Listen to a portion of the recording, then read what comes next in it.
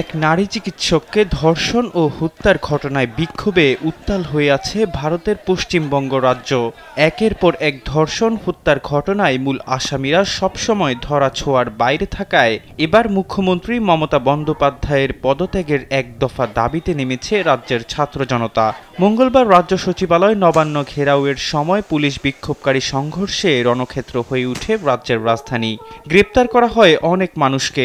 প্রতিবাদে বুধবার ধর্মঘটের দিনেও সাধারণ মানুষের ক্ষোভের আগুন আরও জ্বলে ওঠে।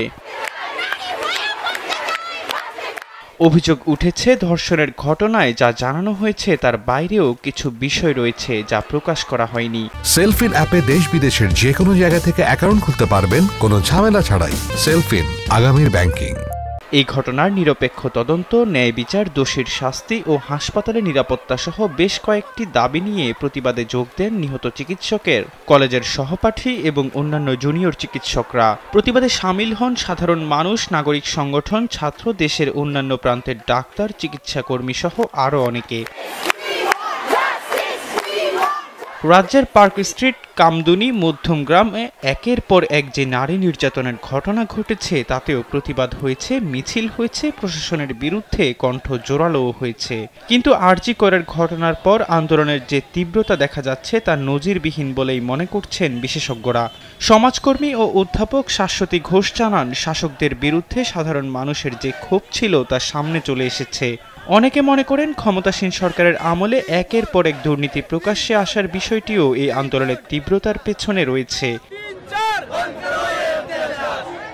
আরজি কর কাণ্ডের প্রেক্ষিতে টানা কর্মবিরতি চালাচ্ছেন সরকারি হাসপাতালের জুনিয়র চিকিৎসকরা। বুধবার তাদের পুনরায় কাজে ফেরার আবেদন জানান রাজ্যের মুখ্যমন্ত্রী মমতা বন্দ্যোপাধ্যায়। এ সময় আন্দোলনরত চিকিৎসকদের প্রতি এক প্রকার হুমকিও উচ্চারণ করেন তৃণমূল কংগ্রেসের এ নেত্রী। অবশ্য মমতার হুমকির জবাব দিতে দেরি করেনি আন্দোলনরত চিকিৎসকরা। জানান, দাবি মেনে না নেওয়া পর্যন্ত কর্মবিরতি চালিয়ে যাবেন তারা।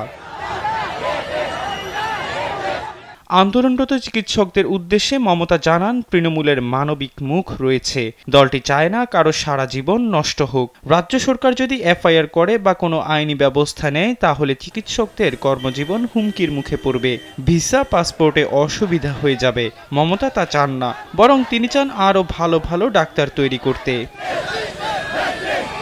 এহসান আব্দুল্লাহ, কালবেলা ডেস্ক।